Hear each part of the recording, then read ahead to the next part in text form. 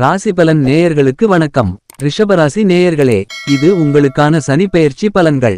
நுண்ணறிவும் பேச்சு சாதுரியமும் எடுத்த வேலையை திறமையாக முடிக்கும் வல்லமையும் கொண்ட ரிஷப ராசி அன்பர்களே, இதுவரை உங்கள் ராசிக்கு 9 இல் அமர்ந்து பலன் தந்த சனிபகவான் தற்போது 10ஆம் வீட்டில் அடியெடுத்து வைக்கிறார்.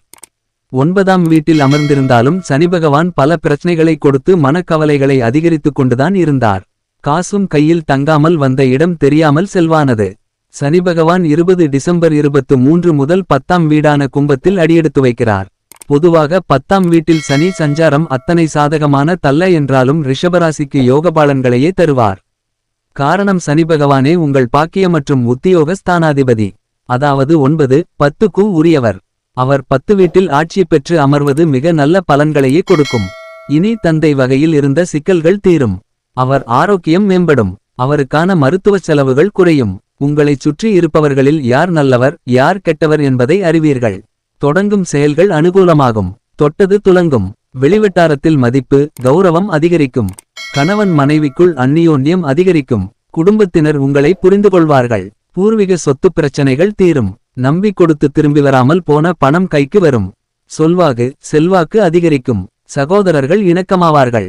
திருமணம் குழந்தை பாக்கியம் போன்ற சுப செய்திகள் எதிர்பார்த்து காத்திருந்தவர்களுக்கு அவை கிடைக்கும். என்றாலும் செலவுகள் அதிகரிக்கும். அதையும் மீறி சேமிக்கவும் செய்வீர்கள். அரசு வழியில் அனுகூலமான பலன்கள் கிடைக்கும். நன்மைகள் தேடிவரும். சனிபகவானின் பார்வை பலன்கள். அரை புள்ளி. சனிபகவான் உங்களின் 4ஆம் வீட்டை பார்ப்பதால் தாயாரின் உடல் நலனில் அக்கறை செலுத்துங்கள். தாய் வழியில் சொத்து பிரச்சனைகள் தலைதூக்கும். யாருக்கும் ஜாமீன் கேரண்டர் கையெழுத்து இட வேண்டாம். ரகசியங்களை பகிர்ந்து கொள்வதை தவிர்ப்பது நல்லது. ஆசைப்பட்ட வண்டி வாகனம் வாங்கும் வாய்ப்பு ஏற்படும். 7ஆம் வீட்டை சனிபகவான் பார்ப்பதால் வாழ்க்கை துணையின் ஆரோக்கியத்தில் கவனம் தேவை. குடும்பத்தில் வீண் விவாதங்கள் உண்டாகாமல் பார்த்து கொள்வது அவசியம். சனிபகவான் 12 இம் வீட்டை பார்ப்பதால் தூக்கமின்மை அதிகரிக்கும். சுப செலவுகளும் ஏற்பட்ட வண்ணம் இருக்கும். வாய்ப்பு கிடைக்கும்போது ஆன்மீக பயணம் சென்று வருவீர்கள். வியாபாரம் தொழிலில் நல்ல முன்னேற்றம் ஏற்படும். போட்டியாளர்களை சமாளிக்க புதிய திட்டங்கள் தீட்டுவீர்கள். வியாபாரத்தில் நெளிவு சுழிவுகளை கற்றுக்கொண்டு லாபம் ஈட்டுவீர்கள். புதிய ஒப்பந்தங்கள் லாபம் தரும்.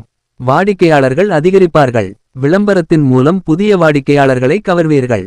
பணியாளர்களிடம் கண்டிப்பு காட்டாமல் விட்டுக்கொடுத்து போவது நல்லது.